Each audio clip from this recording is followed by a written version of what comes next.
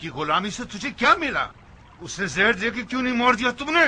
खुदा की पनाह, मैं उसकी कबा को भी हाथ लगाता तो वो 7 दफा उसको धोता था। मेरे हाथ से कुछ खाता नहीं तो जहर कैसे देता? फिशान, ये कहने से तुम्हारा जुर्म माफ नहीं हो जाता कि तुम मजबूर थे। तुम एक खातून के कातिल हो जिसका नाम उम्मे वहाब था, जो जुल्म के खिलाफ थी और तुम जैसों की हामी थी। हजरत हमजा का कातिल भी हिंदा जिगर खुरा का खरीदा हुआ गुलाम था। मैं उस हुक्म के मुताबिक जो रसूल अकरम ने अपने चाचा हमजा के कातिल के बारे में दिया था तुम्हें माफ कर रहा हूँ, बशर्ते कि तुम शिमर को हमारे हवाले कर दो।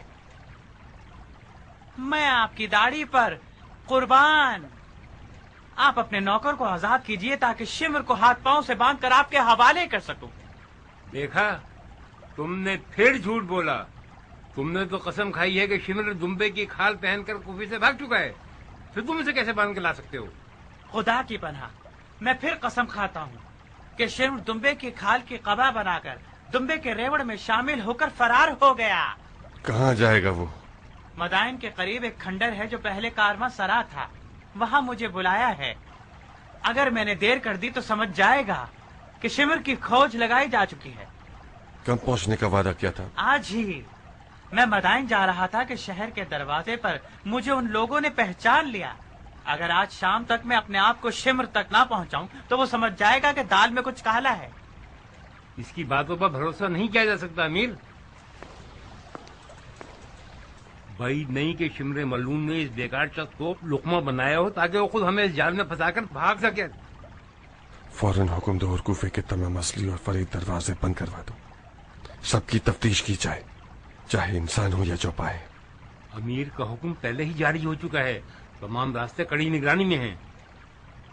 फिशान, क्या तुम साबित कर सकते हो कि तुम खयानत का इरादा नहीं रखते? अगर आपको मुझ पर भरोसा नहीं तो किसी को मेरे साथ भेज दीजिए, मगर कोई ऐसा हो जिसे शिमर ना पहचानता हो। शिमर कुत्तों की सी हिस्स रखता है, 10 फुर्सत से ही खतरे की बू सूंघता है, खासकर घोड़ों की आवाजें। अगर आपके आदमी हमारा पीछा करेंगे तो नामुमकिन है कि उन्हें वहाँ पर शिमर का सहाया भी मिल सके। आपका खादिम वादा करता है कि शिमर को नींद में हाथ पांव बांधकर अमीर के पास लेकर आ जाएगा, आपकी खिदमत में। ज़रबी। जी सरकार।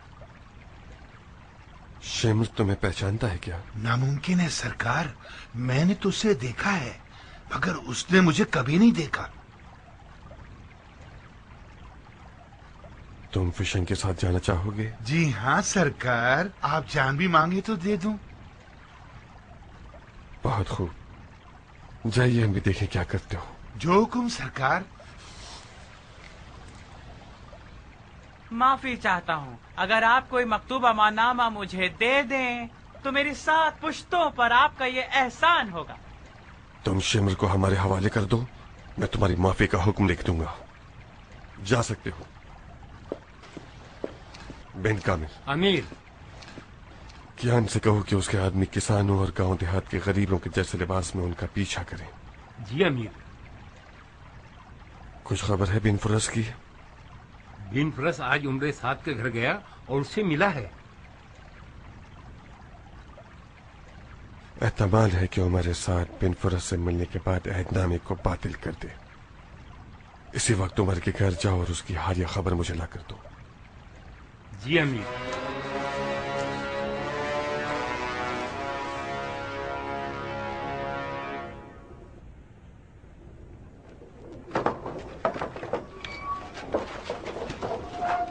तुम्हारा मालिक कहाँ है? मेरा मालिक घर पे नहीं है सरदार। कहाँ गया है वो? अपने खानदान वालों से मिलने गए। ताज्जुब है, लगता है घर में बैठे रहने से उम्र साथ दिख गया है और हवा खाने गया है।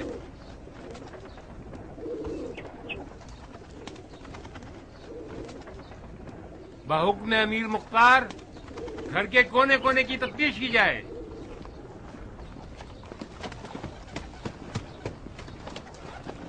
रहम कीजिए सरदार, अगर मालिक को इन सब बातों का पता चल गया तो वो हम सबको जिंदा दफना देगा। घर की मालकन कहाँ है औरत? सब गए हुए हैं, मालिक, मालकन, बच्चे। ये घर शुल्कों की कड़ी निगरानी में है। जो भी इस घर में आता जाता है उन सब की तफसील मुझे पता है। तुम्हारा मालिक कैसे गया है कि किसी ने उसको नहीं देखा? خدا کی قسم ہم بے قصور ہیں. کیا اس گھر کا کوئی خفیہ راستہ بھی ہے؟ اس دروازے کے علاوہ پیچھے کا ایک راستہ ہے. سردار کوئی بھی گھر میں نہیں ہے. یہ لوگ سچ کہہ رہے ہیں سردار. عمر بھاگ نکلا ہے. مان گیا تدبیر امیر مختار کو. کیسے اس چوہے کو اس کے سوراخ سے باہر نکالا ہے. عمر نے اپنی اس حرکت کے ساتھ امان نامے کی شرط کو باطل کر دیا اور اپنی موت کا حکم خود ہی لکھ دیا ہے. کچھ افراد یہاں رک جائیں اور حالات پر کڑی نظر رکھیں. چلیں.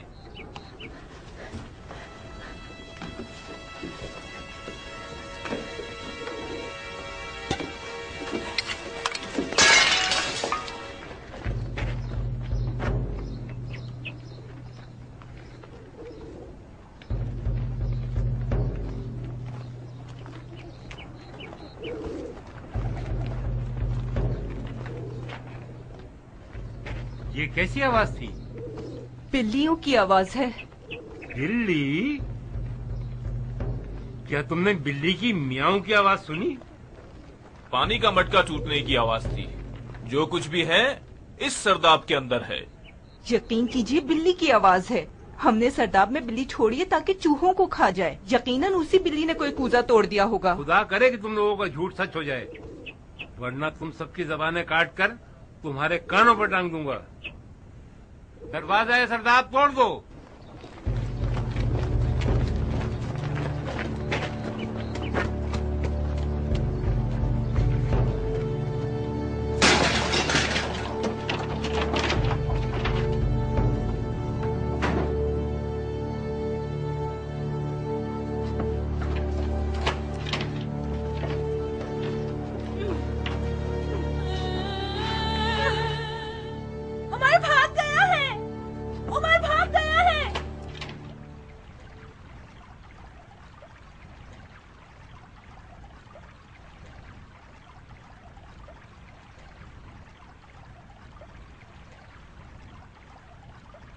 سر اٹھاؤ بہن.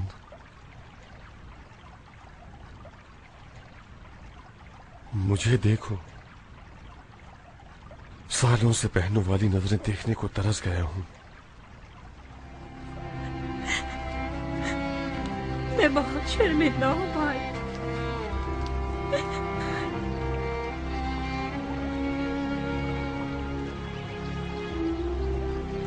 میں تو سمجھ رہا تھا کہ میرے ساتھ میری بہن کو مار کر مجھے رلائے گا. یہ جو تم زندہ رہ گئی ہو یہی کافی ہے.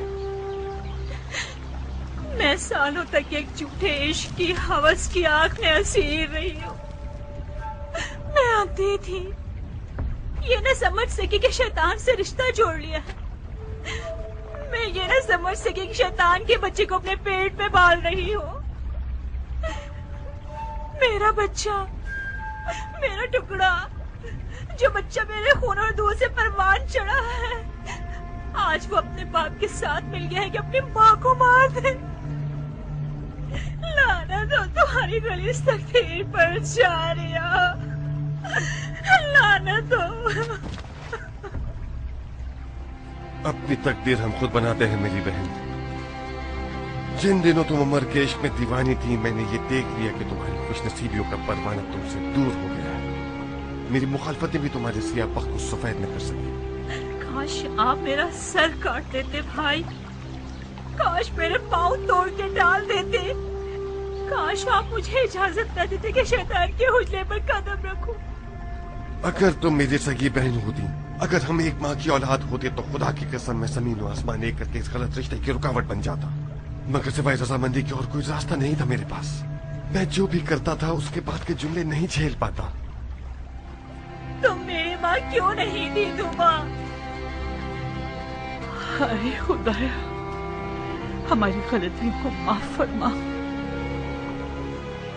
آؤ میری بچی، آؤ کہ تمہاری ماں کی آغوش میں ساری زندگی کا افسوس بھرا ہے. آؤ.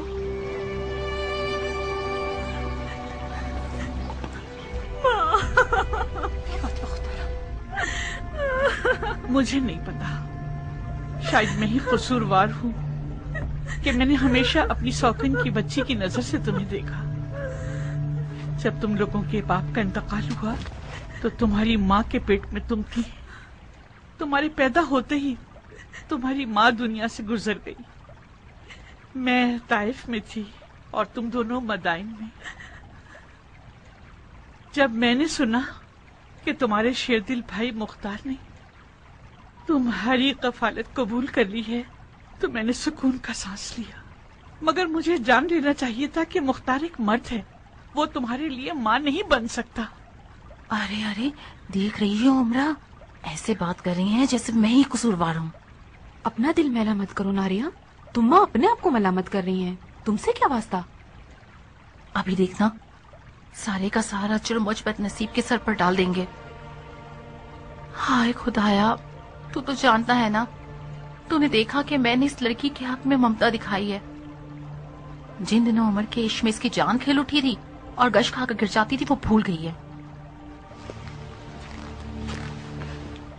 अम्मा। हाँ मेरे लाल। सालों पहले दुश्मन ने गैर मरे खंजर से हमारे जिस्म के एक टुकड़े को हमसे जुदा कर दिया था। अब जबकि हक हकदार को पहुंच गया और हमारे जिस्म का टुकड़ा एक नापाक सूअर के चुंगल से नजात पा गया है, जाइए और सालों साल की दूरी के जख्म पर मरहम रखिए।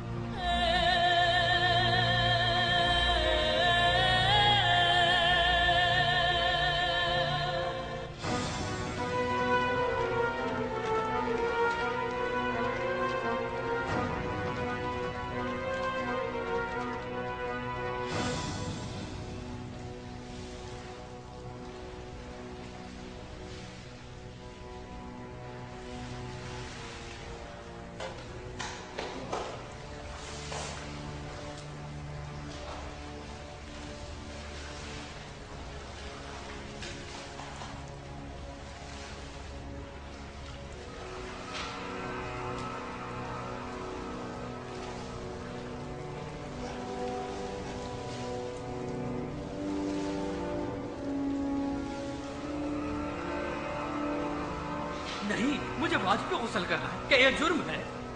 बाबा जान, आप जानते हैं हम क्या कर रहे हैं? हाँ मेरे बच्चे, हमें नहाना है। इन हालात में नहाना ठीक रहेगा? हालात? कैसे हालात? ठीक है, सब ठीक है। मुख्तार ने यह नहीं किया कि मैं वाजिब काम छोड़ूं। मुझे वाजिब गुस्ल करना है मेरे बेटे। नहाने के बाद हम कुछ हल्के हो जाएंगे और मजीद बेहतर सोच सकते हैं। अस्सलाम वालेकुम। वालेकुम अस्सलाम।